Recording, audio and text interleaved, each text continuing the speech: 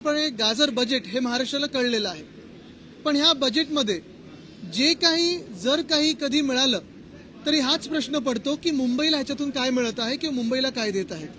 आम्ही काही ठराविक मागण्या केल्या होत्या, जसं ज्या स्लममध्ये जे प्रकल्प रखडले आहेत, वर्षानुवर्ष रखडलेत, तर म्हाडा जसं स्वतः बांधण्याची एक त्यांच्याकडे यंत्रणा आहे तसं SRA मधून पण व्हावी ही आमची मागणी होती.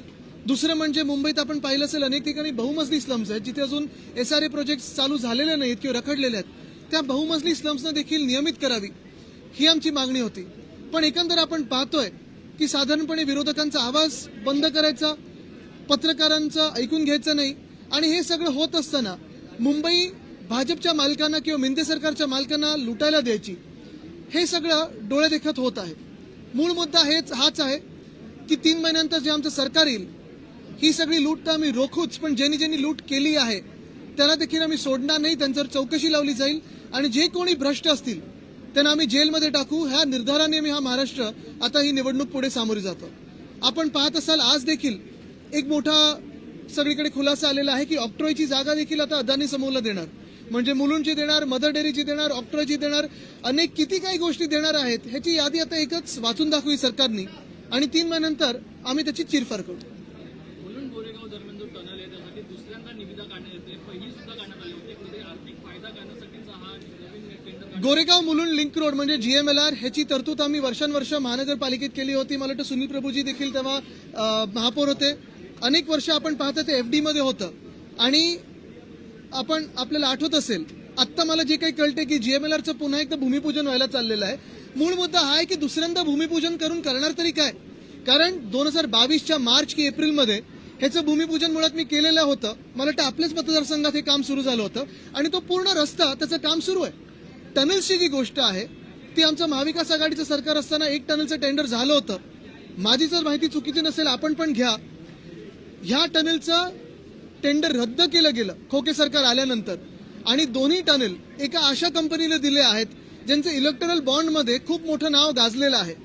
तर मला वाटतं ही थोडी माहिती घेऊन आपण प्रेसच्या माध्यमातून ती लोकांसमोर आणावी, कारण हा घोटाळा आहे हे इलेक्टोरल बॉन्डसाठी होतंय आणि मुंबई लुटण्याचा जो भाजपचा कार्यक्रम आहे तो सर्रास सुरू आहे. तो 3 महिन्यानंतर आम्ही चौकशी करू जेव्हा आमचं सरकार येईल. त्याच्या आधी तर आम्ही आंदोलनं करतच आहोत.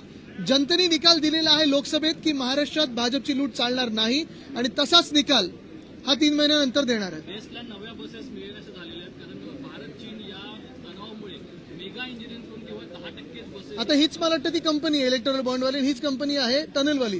जरा माहिती काढा. पण बेस्टला आपण पाहत असाल आम्ही सतत मागणी करत आलेलो आहोत. मी देखील पत्राच्या मार्फत एक मागणी केलेली आहे की बेस्टला आर्थिक सहकार्य जे काही मिळायचं सहाय्य मिळायचं ते देणं गरजेचं आहे. मुंबई महानगरपालिकेने देणं गरजेचं आहे. मुंबई महानगरपालिकेला कोणाला पैसे आता देत आहेत? MMRDला पैसे देतात. कदाचित पहिल्यांदा मी ऐकतोय की MMRDला मुंबई महानगरपालिका पैसे देते. मुंबई महानगरपालिका कोणाला पैसे देते, कशासाठी पैसे देते? तर रेसकोर्सवर जे घोडे मालक आहेत त्यांचे तबेले बनवण्यासाठी 100 कोटी खर्च करणार, पण आमच्या BSTला नवीन बसेस घेण्यासाठी आर्थिक सहकार्य करत नाहीये. आमच्या BSTला पगार असेल, पेन्शन असेल, ग्रॅच्युइटी असेल हे भरण्यासाठी पगार देत नाही. कालच आपण पाहिलं असेल ती जी बस पण होती, मला ती गुड्स कॅरियर होती आणि गुड्स कॅरियर आमच्या क्रिकेटरसाठी वापरलं गेलं, ते गुजरातमधून आणलं. 2007ला जेव्हा अशीच परेड निघाली होती तेव्हा आपण पाहिलं असेल मुंबई महानगरपालिकेची किंवा BSTची बस होती. काल पण BSTची बस वापरू शकले असते. आपण पाहतोय BSTची ओपन डबल डेकर बस आहे. तर हे सतत भाजपच्या मनात गुजरात प्रेम एवढं काय आणि महाराष्ट्र द्वेष आहे. गुजरात प्रेम भयंकर करा, म्हणजे जेवढं करायचं तेवढं करा, पण ते करत असताना महाराष्ट्र द्वेष करू नका हे आमचं सतत सांगणं आहे.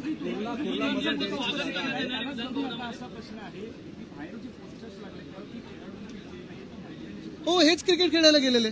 आता तुम्ही बघा ना ते कप सेरेमनीमध्ये पण जे खेचून कप दाखवतायत किंवा आज पण काय संबंध त्यांचा? खरं तर त्या सगळ्या क्रिकेटर्सचे जे आपले हिरो आहेत त्यांचे फोटोज लागले पाहिजेत. एक तर बॅनर जर आवारात लावले तर त्यांचे फोटो लागले पाहिजेत. आज राजकीय फोटो आहेत, म्हणजे जे केंद्र सरकार बरोबर व्हायचं ना 240 वर खालती उतरण्याच्या आधी स्वतःचा फोटो मोठा आणि बाकीच्यांचे एवढे फोटो, तसंच होत आहे. हा आपल्या क्रिकेटरचा अपमान आहे, आपल्या देशाच्या टीमचा अपमान आहे. ह्या लोकांचे, ह्या खोकेवाल्यांचे, गद्दारांचे फोटो लावण्यापेक्षा क्रिकेटरचे फोटो लावणं गरजेचं आहे. एक करतो आम्ही, नाही तर अध्यक्षांना सांगतो की तुम्ही एक करत नाही. मेट्रोचं कर्ज राज्य सरकार फेडणार आहे आणि एक रकमी हे फेडणार असल्याचं सांगण्यात येत आहे. हे कर्ज फेडण्यासाठी राज्य सरकार दुसरं कर्ज काढण्याची शक्यता आहे काय? आता आपण पाहिलं असेल, आज देखील अर्थमंत्र्यांनी सांगितलं आहे की फायनान्शियल रिस्पॉन्सिबिलिटी आणि बजेट मॅनेजमेंटचे रूल्स आपण त्याला तोडत नाही आहोत, मोडत नाही आहोत.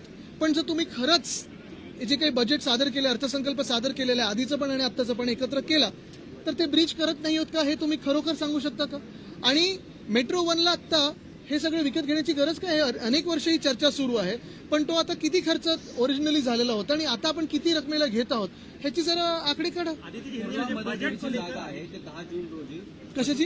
कुर्ला मदर डेअरीची जागा पशुसंवर्धन हो. महसूल विभाग आणि नंतर अदानी एका दिवशी ट्रान्सफर केली. या प्रशासनाच्या कामाचं वेग हेच सरकार जर राहिलं तर अशीच मंत्रालयाची जागा देखील गुजरातला ट्रान्सफर केली जाईल.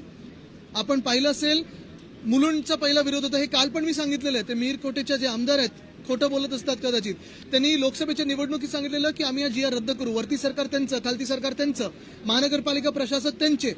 आणि आता आपण पाहिलं असेल, ह्याच्याही पुढे जाऊन जे आता घेतात जागा ते मालक पण त्यांचेच. पण मूळ मुद्दा असा आहे की मुलुंडचं अजून रद्द केलं नाही, ऑक्टोबर नाकाची जागा देतात, मदर डेअरीची जागा देतात, BKCला अजून एक जागा देऊन टाकले. ते टेंडर पण असं केलं की एकाच व्यक्तीला मिळेल. बघा, कुठच्याही एका उद्योगपतीला आमचा विरोध नाहीये.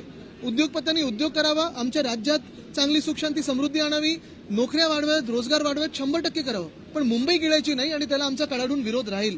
कुर्ला की जमीन है. हेच आम्ही सांगतोय. मग जे गद्दारांचे चेहरे लावलेत अलिबाबावर 40 चोरचे, ते न लावता क्रिकेटर्स जे आमचे हिरो आहेत, जे जिंकून आलेत, त्यांच्या लावा. रोहित शर्माचा लावा, विराट कोहलीचा लावा, आपलं स्कायचा लावा, कोणाचाही लावा, बुमराचा लावा.